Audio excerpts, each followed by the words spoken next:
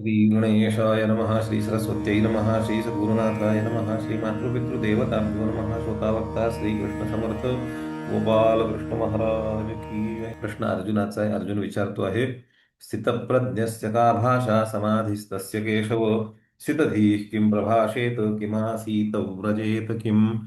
स्थितप्रज्ञस्य का भाषा समाधिस्थस्य केशव, स्थितधीः किं प्रभाषेत किमासीत व्रजेत किम. काल आपण पाहत होतो स्थितप्रज्ञ म्हणजे काय, स्थितप्रज्ञाची व्याख्या काय, का भाषा म्हणजे स्थितप्रज्ञ कोणाला म्हटले जाते. समाधी स्थस्य, समाधिस्थ जो समाधिस्थ आहे तो मनुष्य कसा असतो. समाधिस्थस्य केशव, स्थितधीही किम प्रभाषेत. स्थितधीही म्हणजे ज्याची बुद्धी स्थिर झालेली आहे असा माणूस कोणत्या प्रकारे बोलतो, कोणत्या भाषेमध्ये बोलतो, कसा बोलतो, कसा बसतो, कसा दिसतो. किम आसीत कसा बसतो, व्रजेत किम कसा चालतो, हे मला समजावून सांग. आपल्याला आजूबाजूला अशा अनेक व्यक्ती दिसतात ज्या सामान्य माणसासारख्या दिसतात, परंतु त्या कदाचित परमेश्वरी तत्वाचा स्पर्श झालेले असू शकतात. कारण स्थितप्रज्ञाची लक्षणं वरून जरी आपल्याला कळत नसली तर ती आतून त्या व्यक्तीच्या ठिकाणी निश्चितपणानं दृढ झालेली असते. वरून तो व्यक्ती आपल्याला आपल्यासारखाच वागताना दिसतो, पण त्याच्या ठिकाणी कोणत्याही विषयाची आसक्ती असलेली अनुभूत होत नाही. आणि आता परमेश्वर त्याला उत्तर देतात की हा स्थितप्रज्ञ म्हणजे नक्की कोण. प्रजहाति यदा कामान् सर्वान् पार्थ मनोगतान्, आत्मन्येवात्मना तुष्टः स्थितप्रज्ञस्तदोच्यते.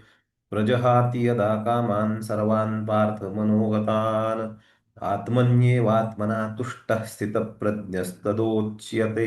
प्रजहाति यदा कामान् सर्वान् पार्थ मनोगतान्, आत्मनि एव आत्मना तुष्टः स्थितप्रज्ञः तदा उच्यते. खूप सुंदर शब्द वापरून खूप सुंदर काहीतरी सांगितलेलं आहे या ठिकाणी. प्रजहाती, प्रकर्षेण जहाती. हाती म्हणजे मारतो, जहाती म्हणजे निसंशय मारतो, भूतकाळाचा भाव आहे, मारून टाकतो. प्रजहाती म्हणजे प्रकर्षेण जहाती, जो निश्चयानं प्रकर्षानं म्हणजे अवशेष न ठेवता, शिल्लक काहीही न ठेवता, यदा कामान सर्वान सर्व प्रकारच्या इच्छांना, काम आणि मनोगतान जे मनामध्ये येतं अशा सगळ्या गोष्टींना जो मारून टाकतो.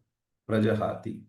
आत्मनि एव आत्मना तुष्टः स्थितप्रज्ञः तदा उच्यते. मनात आलेला प्रत्येक विचार मारून टाकायचा आहे. भगवान प्रजहाती हा शब्द वापरतात. मग असं मन मारून जगायचं असतं का, मनाला मारून जमतं का, आपण मनाला मारू शकतो का, हे असे विचार भावना हा आपला कुतर्क आहे. वेगवेगळे प्रकारचे तर्क असतात. तर्क, आपण सतर्क असलं पाहिजे, आपल्याला मुळात तर्क असला पाहिजे, आपण सतर्क असलं पाहिजे, कुतर्क केला नाही पाहिजे, वितर्क पण नसला पाहिजे. म्हणजे तर्क वितर्क असं म्हणतो आपण. तर्क म्हणजे काहीतरी योग्य दिशेनं जाणारा विचारांचा प्रवाह म्हणजे तर्क, अयोग्य दिशेनं विरुद्ध दिशेनं जाणारा प्रवाह म्हणजे वितर्क, आणि वाईटच ठरवणाऱ्या दिशेनं जाणारा प्रवाह म्हणजे कुतर्क. तर्क हे विज्ञान आहे, लक्षात ठेवलं पाहिजे. त्यामुळे आपण नेहमी तर्काधिष्ठित गोष्टींचा विचार केला पाहिजे किंवा गोष्टींचा विचार तर्काधिष्ठित पद्धतीनं केला पाहिजे. आणि जो प्रत्यक्ष दिसू शकत नाही त्याचा तर्क लावला जातो. म्हणजे गाडीचं इंजिन दिसतं पण इंजिनच्या आतमध्ये काय प्रक्रिया होते हे दिसत नाही, म्हणून त्याचा आपण तर्क लावतो की इंजिन आतमध्ये कंबशन होत असतं. हे कुठेतरी सायंटिफिकली कुणीतरी ठरवलेलं आहे वैज्ञानिक दृष्टिकोनातून.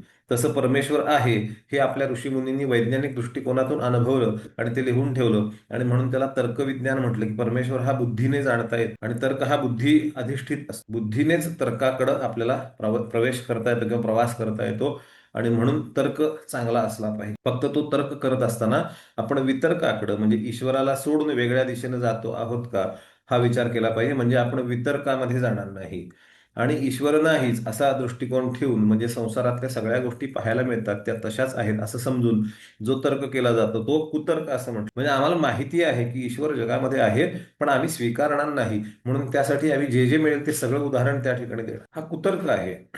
काय कुतर्क आहे. ऋणम कृत्वा घृतम पिवेत, हा कुतर्क आहे. यावत जीवम सुखम जीवेत.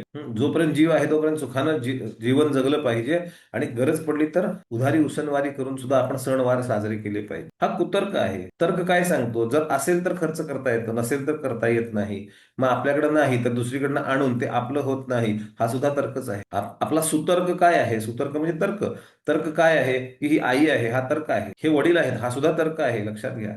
हे आजोबा होते, हा पण तर्क आहे. हे पणजोबा होते, हाही तर्क आहे. आपण कुणाच्या तरी सांगण्यावरून आपला तर्क निर्माण केला आणि तो स्वीकार केला. तसाच साधू संतांच्या सांगण्यावरून परमेश्वर आहे हे गृहीतक पण मान्य करायचं आणि त्या दृष्टीनं कुठल्याही गोष्टीचा तर्क लावाय. निश्चितपणानं आपण ईश्वरापर्यंत जाऊन पोचतो. भगवान इथे सांगतात, जो तर्क आहे तो तर्क लावून माझ्यापर्यंत पोहोचू शकता. तर्कशास्त्र आहे आपल्याकडे, तर्क हे शास्त्र म्हणून सांगितलं गेलं.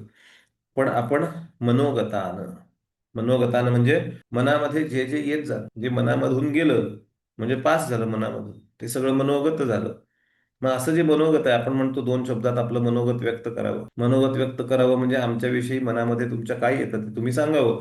आणि असा जर विचार केला आपण तर मिनिटाला जेवढे काही विचार येतात, असं मानलं जातं की 32 विचार येतात, त्यातले 30 वाईट विचार असतात मनात, 2च चांगले विचार येतात. त्यामुळे ते 2 चांगले विचार हे 30 वाईट विचारांच्या घोळक्यामध्ये आपल्याला सापडू शकत आणि ते न सापडल्यामुळं आपण नेहमी विचारांचा कुतर्क लढवतो किंवा वाईट गोष्टींचा विचार आपण करत राहतो. मनोगतान असं ज्याला म्हटलं भगवंतांनी इथं, ती मनोगत आपली ही निश्चितपणानं भ्रमाची आहे. वाईट म्हणजे दुसऱ्याला त्रास देणारी अशी असायला पाहिजे असं नाही. वाईट म्हणजे आपल्यासाठी सुद्धा वाईट आहे. मनोगत आणि मनोरथ, आपल्या मनामध्ये अनेक प्रकारचे मनोरथ असतात. म्हणजे अमुक अमुक होईल, अमुक झाल्यावर असा होईल, अमुक झाल्यावर तसा होईल, असा स्वतःबद्दलचा विचार किंवा इतरांच्या बद्दलचा विचार, कुटुंबाबद्दलचा विचार आपण रोज करत असतो. ह्या नोकरीतून दुसऱ्या नोकरीत उडी मारीन, मग मला 50% राईज मिळेल, मग इथून भारतात गेलो तर मला तेवढा राईज मिळणार नाही. भारतातला माणूस विचार करतो की इथून मी परदेशात गेलो तर मला एकदम 5 पट पगार मिळेल. ही सगळी मनोगतान. भगवान काय म्हणतात, यांना ठेचून काढलं पाहिजे, यांना मारलं पाहिजे. प्रजहाती यदा कामान सर्वान पार्थ मनोगत. हे अर्जुना, मनामध्ये जे जे विचार येतात, म्हणजेच गतिमानता जी आहे ही थांबवता आली पाहिजे. वारा येतो आणि चक्र भिरभिरतं आहे, ते भिरभिरणारं चक्र आपण थांबवलं पाहिजे किंवा वाऱ्याची गती अवरोध केली पाहिजे. त्याचप्रमाणे मनामध्ये अनेक प्रकारच्या इच्छांचा धुमाकूळ सुरू आहे. मग ती देशाविषयीची इच्छा असेल, ती कुटुंबाविषयीची इच्छा असेल, ती स्वतःविषयीची इच्छा असेल, अनेक प्रकारच्या इच्छा या सातत्यानं मनामध्ये धुडगूस घालत असतात. त्याला कामान असं म्हटलं. मग खाण्यापिण्याची इच्छा असेल, पैशाची इच्छा असेल, कपड्यांची इच्छा असेल, चांगलं दिसण्याची इच्छा असेल, कायम केस काळेच राहतील ही इच्छा आहे, अशी इच्छा असेल, एखाद्याला केस वाढवायची इच्छा आहे, एखाद्याला केस कमी करण्याची इच्छा आहे, एखाद्याला केस काळे करण्याची इच्छा आहे. अनेक प्रकारच्या इच्छा. एकच जर आपण शरीराचा अवयव घेतला तर त्याच्याविषयी अनेकांच्या अनेक इच्छा आपल्याला दाखवून देत आहेत आणि हे सातत्यानं होत राहतं. ही घटना जी आहे, भगवान म्हणतात प्रजहाती, जो याला मारू. हे आपल्याला सांगितलेलं आहे, आपण ठरवलेलं आहे की आता आपण एक प्रयोग करणार आहोत की 8 दिवस आपण बाहेर इतरांच्या घरचं, इतरांच्या हातचं, कुणाचंही काहीही खायचं नाही, असा आपण प्रयोग करणार आहोत. असा प्रयोग सांगितल्यानंतर मनामध्ये अनेक प्रकारच्या इच्छा, वासना आणि इतरांनी उद्धृत केलेल्या किंवा निर्माण केलेल्या, पुनरुज्जीवित केलेल्या अशा अनेक वासनांचा संघर्ष सुरू होतो. मग ह्याला काय बिघडतं, त्याला काय, एकदा आपण जर निश्चय केला तर तो निश्चय हा सुदृढपणानं आपण पुढं नेला पाहिजे. त्या ठिकाणी येणाऱ्या सर्व इच्छांचं हनन केलं पाहिजे. इच्छा काय आहे, ही बहीण आहे, सख्खी बहीण आहे, हा सख्खा भाऊ आहे, हा सख्खा मामा आहे, मग ह्यांच्याकडे का नाही खायचं, आपण जर ठरवलेलं आहे तर का नाही खायचं हा प्रश्न येणार नाही. हा डेव्हिएशन म्हणजे हा आपल्यापासून बाहेर पडणारा मार्ग, विलगीकरणाचा मार्ग आपण स्वीकारणार नाही. प्रजहाती या ठिकाणी मनाला मारलं पाहिजे. जर डॉक्टरनी सांगितलेलं आहे की बाहेरच्या वस्तू खाऊ नकोस किंवा गोड वस्तू खाऊ नकोस, हॉटेलमधलं खाऊ नकोस, तर 100% आचरणात आणलं पाहिजे. डॉक्टरला प्रश्न नाही विचार, डॉक्टर मी कधी सुरू करू शकतो, खाऊ नकोस म्हटलं की थांबला विषय. आपण विचारलं म्हणून त्यांनी सांगितलेलं नाही खाऊ नकोस, त्यांनी सांगितलेलं आहे की तुला हा रोग झालेला आहे, तू बाहेर काहीही खाऊ नकोस. आता हे जर उत्तर दिलेलं असेल तर आपल्या मनामध्ये किती कामं येत राहतात, विचार करा, किती कामना येत राहतात, किती वासना येत राहतात. मग अमुक अमुक ह्याची पाणीपुरी मिस केली, अमुक ठिकाणची जिलबी मिस केली, आज 26 जानेवारी आहे, प्रजासत्ताक दिवस म्हणजे जिलबीचा दिवस आहे, जिलबी मिस केली मी, कामना आहे मनावर. आणि असा एकही क्षण जात नाही की मन ही कामना करत. त्यामुळे आपल्या मनाला आपण समजावलं पाहिजे. समजावून ऐकलं नाही. साम, दाम, दंड आणि भेद. मग मनाचा भेद करायचा. मग भेद करायचा म्हणजे काय करायचं, मनाला जे वाटतं त्याच्या विरुद्ध त्याला काही ना काहीतरी गोष्ट द्यायची, त्याच्या विरुद्ध गोष्ट द्यायची. भेद केला, अरे हा चांगला नाही बरं का, तो अच्छा हा चांगला नाही, मग कोण चांगला आहे, मग कृष्ण चांगला आहे, तू कृष्णाकडे लक्ष दे. जिलबी चांगली नाही पण कृष्ण चांगला आहे, आणि जर चांगली असेल जिलबी तर जी चांगली गोष्ट आहे ती इतरांना नेहमी दिली पाहिजे. हा मनाला केलेला भेद आहे. हा भेद केला की मन ताळ्यावरती येतं, मन जाग्यावरती येतं. भगवान म्हणतात त्या मनाला ठेचून काढला पाहिजे. प्रजहाती यदा कामान सर्वान पार्थ मनोगतान आत्मनी एव आत्मना तुष्टः स्थितप्रज्ञः तदा उच्यते. त्याच व्यक्तीला स्थितप्रज्ञ आहे असं मानलं जातं. कुणाला, आत्मनी एव आत्मना तुष्ट, जो स्वतःच्या अंतरंगात स्वतःविषयी संतुष्ट आहे. आपण तुष्ट आहोत का, आपण संतुष्ट आहोत का, हा विषय विचारात घेतला पाहिजे. सकाळी उठल्यापासून रात्री झोपेपर्यंत आणि रात्री झोपेपर्यंत झोपल्यानंतर सुद्धा सकाळी उठेपर्यंत आपण सजग नाही आहोत. आपण दिवसाही झोपलेलो आहोत आणि रात्रीही झोपलेलो आहोत. त्यामुळे आपल्याला खरोखर संतोष झालेला आहे किंवा नाही याबद्दल आपल्याला खात्री नाही. संतुष्ट व्यक्तीचं लक्षण एकच आहे की तो कशाचीही इच्छा करत नाही. प्रजहाती यदा कामान, सर्व इच्छांचा त्याग केल्यानंतरच आत्मनियव आत्मना तुष्ट ही अवस्था निर्माण होते. इच्छांचा त्याग करायला सांगितला म्हणजे खायचं नाही असं नाही, उपभोग घ्यायचा नाही असं नाही, वस्त्र धारण करायचं नाही असं नाही. यातल्या सगळ्या गोष्टी करता येतील, सगळं करायचं आहे, पण त्या त्यक्त भावनेनं धारण केलेल्या गोष्टी आहेत, स्वीकृत भावनेनं धारण करायच्या नाही येतात. म्हणजे मला इच्छा झाली म्हणून मी खाल्लं असं नाही. भूक लागल्यानंतर जे समोर आलं ते मी खाल्लं, मग आज जिलेबी होती, आज जिलेबी खाल्ली. इतका साधा सोपा विषय आपल्याला जगता आला पाहिजे. त्याला प्रजहाती यदा कामान असं म्हटलं. आणि मग आत्मनी एव आत्मना तुष्ट हा आरशात बघितल्यानंतर मला माझ्याविषयी खूप प्रसन्नता वाटली पाहिजे. वाह, काय सुंदर दिसतोय माणूस, असा माणूस मी आजपर्यंत जगात बघितला नाही. स्वतःविषयी ही भावना आरशात बघितल्यानंतर येते का असा विचार करा. याच्यासाठी आपण हा प्रयोग करतो. रोज आपल्याला आरशासमोर उभं राहायचे. ज्या वेळेला आपण उभे राहतो त्यावेळेला 1 मिनिट असा काढायचा आहे की मला आरशात दिसणारा व्यक्ती कोण आहे, आणि जर जो कोणी आहे तो मला कसा दिसतो, तो प्रसन्न दिसतो का, तो आनंददायी दिसतो का, त्याला बघून मला स्वतःला आनंद होतो का, इतरांना काय वाटतं हा विचार आपल्याला तिथं करायचा नाही. पण मला आरशात दिसणारा व्यक्ती मी आरशात बघितल्यानंतर कसा वाटतो, चेहरा कसा आहे, चेहरा उत्फुल्लित आहे, प्रफुल्लित आहे का, चेहरा रंजीस आलेला आहे, चेहरा अप्रसन्न आहे, चेहरा उदासीन आहे, निराश आहे, चेहरा दमलेला आहे. चेहरा दमत नसतो, लक्षात. आपण आतून दमत असतो. आतून दमल्यानंतर चेहऱ्यावरती फक्त त्याचा परिणाम आपल्याला बघायला तिथे मिळतो. म्हणून चेहरा हा मानवी मनाचा आरसा आहे असं म्हटलं जातं. म्हणजे आपण ज्यावेळेला आरशात बघतो तेव्हा आपला चेहरा दिसतो, आणि चेहरा म्हणजे मानवी मनाचा आरसा आहे. म्हणजे आपलं मन आपण आरशात बघत असतो. ते मन ज्यावेळेला आपल्याला प्रसन्न दिसेल त्यावेळेला खऱ्या अर्थानं आपण तुष्ट हा झालो असं म्हणता येईल. मन करारे प्रसन्न, सर्व सिद्धीचे कारण, संत तुकाराम महाराजांचा अभंग आपल्याला माहिती आहे. मन करारे प्रसन्न. आणि मन अप्रसन्न राहण्यासाठी खूप लोलूप आहे. प्रसन्न व्हायसाठी त्याला धडपड करावी लागते.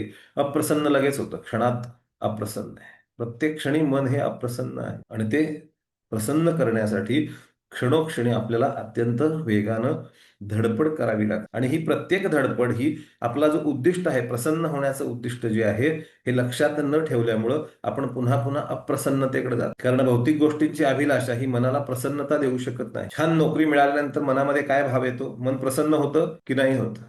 छान नोकरी मिळाल्यानंतर मन प्रसन्न होत नाही, बघा विचार करून. जी हवी ती गोष्ट मिळाल्यानंतर मन प्रसन्न होत नाही. पण ज्या वेळेला हवी ती गोष्ट इतरांना आपण देतो त्यावेळेला मन प्रसन्न असतं. विचार करून बघ. हवी ती गोष्ट मिळाल्यानंतर तात्कालिक सुख प्राप्त होतं, पण जी हवी ती गोष्ट इतरांना दिली की मन प्रसन्न व्हायला लागतं. कारण प्रत्येकाच्या देहामधला जो जीवात्मा आहे तो प्रसन्न होत असतो. काहीतरी मिळाल्यानंतर तो प्रसन्न होतो, आणि ती प्रसन्नता त्याचा परिणाम म्हणून, रिट्रो म्हणून आपल्याकडे येत राहत. म्हणून आपण जास्तीत जास्त प्रसन्न आणि आत्मनी एव आत्मा, स्वतःमध्ये प्रसन्न व्हायचं असेल तर काय केलं पाहिजे? स्वतःला देऊन टाकलं पाहिजे, सगळंच देऊन टाकलं पाहिजे. गुरुचरणी शरण, ईश्वरचरणी शरण झालं पाहिजे. आणि जेवढे आपण शरण जाऊ तितके आपण संतुष्ट होत जाऊ. जो देतो तो संतुष्ट होतो, जो घेतो तो अप्रसन्न होतो, तो निराश होतो, दुःखी होतो. लक्षात. आपल्याला एक्झोथर्मिक एंडोथर्मिक रिॲक्शन्स माहिती आहेत, त्याचा आपण विचार करू शकता. ज्याच्यामध्ये दिलं जातं, एनर्जी दुसऱ्याला दिली जाते, तिथं काय होतं, आणि ज्या ठिकाणी एनर्जी घेतली जाते तिथं काय होतं? फिशन आणि फ्युजन अशा 2 रिॲक्शन्स पण होतात. त्या रिॲक्शनचाही अभ्यास करा. म्हणून त्याच्यातून एकच निष्कर्ष निघतो आपला की ज्या वेळेला दिलं जातं त्यावेळेला काहीतरी सुंदर क्रिया घडते. ज्यावेळेला घेतलं जातं त्यावेळेला जी नको आहे अशा प्रकारची गोष्ट निर्माण होते. म्हणजे घेतल्यानंतर आपली ताकद कमी होते, दिल्यानंतर आपली ताकद वाढते, ताकद वाढल्यानंतर आपण आपोआप संतुष्ट होतो. विचार करा, आपल्याकडे 1000 हत्तींचं बळ आलं, संतुष्ट आहे का नाही? 100% मला आनंद होतो. माझ्याकडे 1000 हत्तींचं बळ आहे, मग मी आणखी अजून जे बळ आहे हे मी आणि 100 लोकांना दिलं, त्यांचंही बळ 1000 हत्तींचं झालं, मी अधिकाधिक प्रसन्न आहे. कारण असाच माणूस तयार झालेला आहे, रेप्लिका, रक्तबीज. लक्षात घ्या, आनंद कसा असायला पाहिजे? रक्तबीजासारखा असला पाहिजे.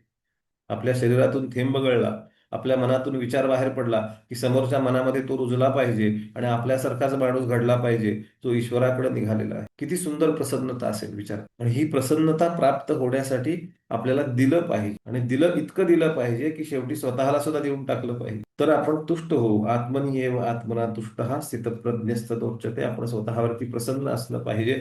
वा महेश, आज सुंदर सुंदर गोष्ट केली आहे. दिवसभर आज व्याख्यान देत फिरलेला आहे. अहंकार नाही, पण महेशला कळलं पाहिजे की आज महेशनं व्याख्यान दिलेली आहे, आणि महेशनं व्याख्यान दिली म्हणजे मी महेश पासून वेगळा आहे हे त्याला समजलं पाहिजे. म्हणजे त्याला शक्ती देणारं चैतन्य हे दुसरं कोणीतरी आहे, हे महेशचं कर्तृत्व नाही, हे जेव्हा समजतं की दुसऱ्याला कोणीतरी दिलेलं आहे, जेव्हा दिलेलं आहे तेव्हा त्याचा परिणाम चांगला झालेला आहे, हे ज्यावेळेला महेशला कळतं त्यावेळेला महेश सुखी असतो, त्यावेळेला महेश प्रसन्न होतो की देणारा परमेश्वर आहे, मी घेतलेलंही नाही, मी काहीच केलं नाही, परमेश्वरानं दिलं त्याच्या माध्यमातून, देहाच्या माध्यमातून हे पुढे दिलं गेलं. प्रसन्नता प्राप्त करण्यासाठी हा उत्तम उपाय आहे. नेहमी हा विचार करत चला की मी स्वतःवर खुश आहे का, मी प्रसन्न आहे, मी आनंदी आहे का, मी माझ्यावर आनंदी आहे, माझ्या असण्यावर, मुख्यतः मी माझ्या असण्यावर आनंदी असायला हवं, माझ्या दिसण्यावर सुद्धा आनंदी असायला हवं, माझ्या वर्तनावर आनंदी असायला हवं, मला जे जे मिळालेलं आहे त्या सगळ्या गोष्टीसाठी मी प्रसन्न असायला हवं. आमच्याकडे करोडो रुपये नाहीत, जे नाही त्याचा विचार केला की दुःखी होणार, जे आहे त्याचा विचार करा. माझ्याकडे 1,00,000 रुपये आहेत,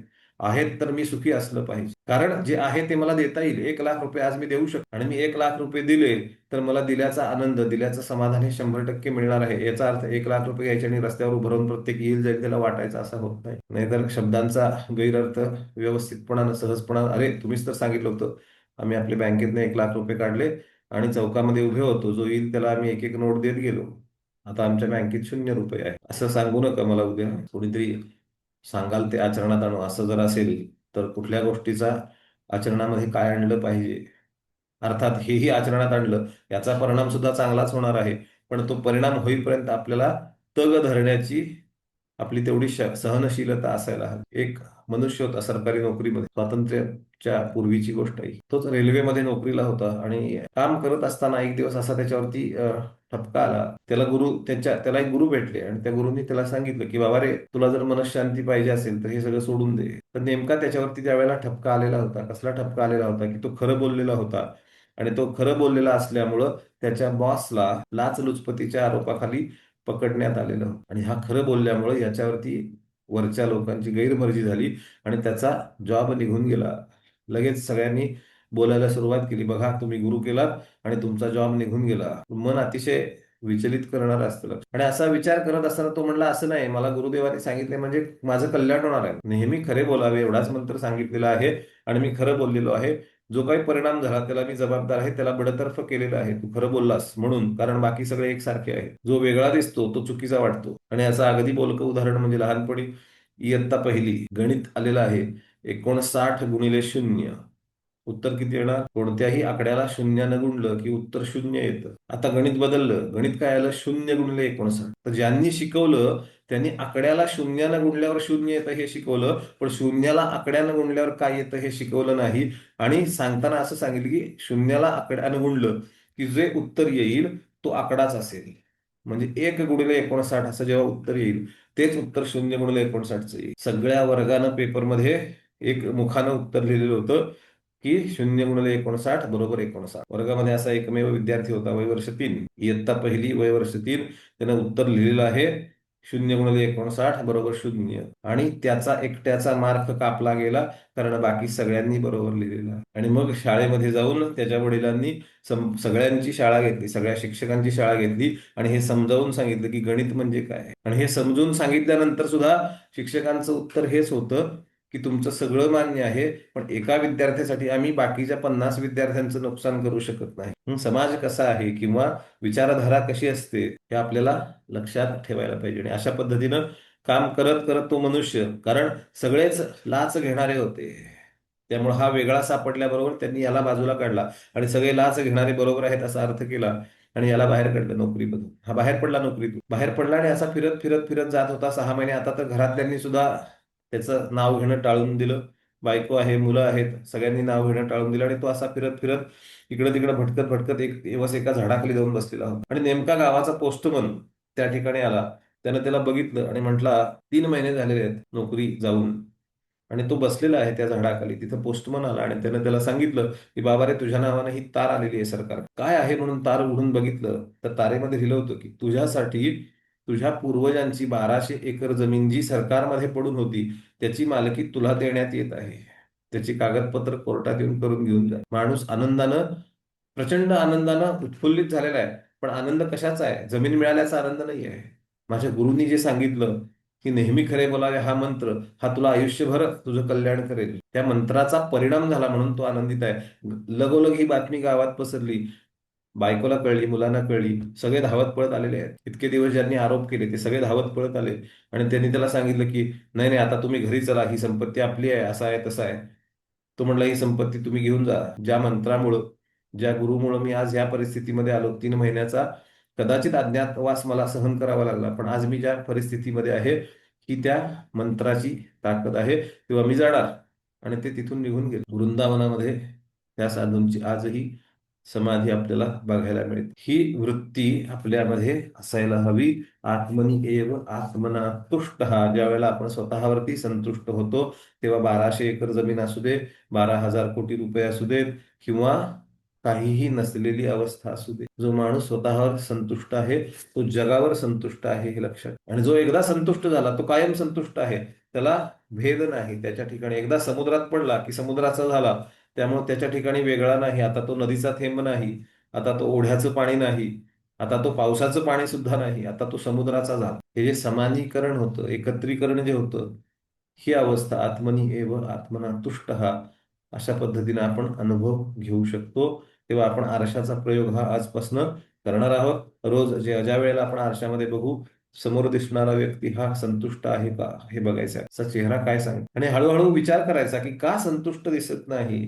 तर मी तर संतुष्ट आहे, मी जर आहे तर दिसलो पाहिजे, जसा आहे तसा मी आरशामध्ये दिसलो पाहिजे. दिसत नाही याचा अर्थ मनामध्ये कुठंतरी विकल्प आलेला आहे, स्वतःविषयी विकल्प आहे, स्वतःविषयी विश्वास नाही, म्हणून आपण आरशामध्ये स्वतःला चांगलं बघू शकत नाही. अगदी साधा सोपा प्रयोग आहे, पण हा आपल्याला खूप चांगल्या ठिकाणी अंतरंगामध्ये घेऊन जाणारा प्रयोग आहे. पुढे जाऊया आपण. दुःखेष्वनुद्विग्नमना सुखेषु विगतस्पृहः वीतराग भयक्रोध स्थितधीर मुनिरुच्यते. दुःखेष्वनुद्विग्नमना सुखेषु विगतस्पृहः वीतराग भयक्रोध स्थितधीर मुनिरुच्यते. दुःखेषु अनुद्विग्नमनाः सुखेषु विगतस्पृहः वीतरागभयक्रोधः स्थितधीः मुनी उच्यते. मुनी. भगवान सांगतात दुःखेषु अनुद्विग्नमनाः. उद्विग्न म्हणजे काय झालं, मन हललेलं आहे, स्वतःच्या जागेवरून मन हललेलं आहे. दुःखेषु अनुद्विग्न, एक असतं उद्विग्न आणि अनुद्विग्न, दोन्हीचा अर्थ एकच आहे. ज्याच्या मनामध्ये उद्वेग आहे. वेग म्हणजे काय, विशेषेण गमती सहा वेग, जो विशेष पद्धतीनं म्हणजे जोरानं जातो त्याला वेग म्हटलं. म्हणजे गतिमानता म्हणजे वेग. उत म्हणजे वरती निघालेला वेग. मग कधी कधी आमचं मन वरती जातं, कधी कधी खाली जातं, आणि हे असं वर खाली होणाऱ्या मनाला उद्वेग असं म्हटलेलं. कधी कधी सुखानं उद्वेग होतो, कधी कधी दुःखानं उद्वेग होतो. मनुष्य सुखाच्या उद्वेगामध्ये पुढं काय करायचं हे कळत नाही, आणि दुःखाच्या उद्वेगामध्ये आता कोणाकोणाला सांगू त्याच्याशिवाय राहत नाही. माझं दुःख जगात भारी, माझं दुःख सगळ्यात श्रेष्ठ, असं वाटायला लागतं. दुःखेषु अनुद्विग्न मना हा म्हटले भगवंत. ज्याच्या मनामध्ये अनुद्विग्न म्हणजे उद्वेगाच्या विरुद्ध, उद्विग्नाच्या विरुद्ध, ज्याचं मन दुःख प्राप्त झाल्यानंतर उद्विग्न होत नाही म्हणजे हलत नाही, मन स्थिर आहे. कितीही दुःख येऊ, कितीही सुख येऊ, सुख भोगणारा आणि दुःख भोगणारा तो मनाच्या माध्यमातून हा देह आहे. हा देह खरं तर कर्माचा भोग घेण्यासाठी मिळालेला आहे. हे ज्याला समजलं तो दुःखानं त्रस्त होत नाही आणि सुखानं हुरळून जात नाही. त्याच्याविषयी आपण अजून जाणून घेऊ पण बुधवारी. गोपाल कृष्ण भगवान.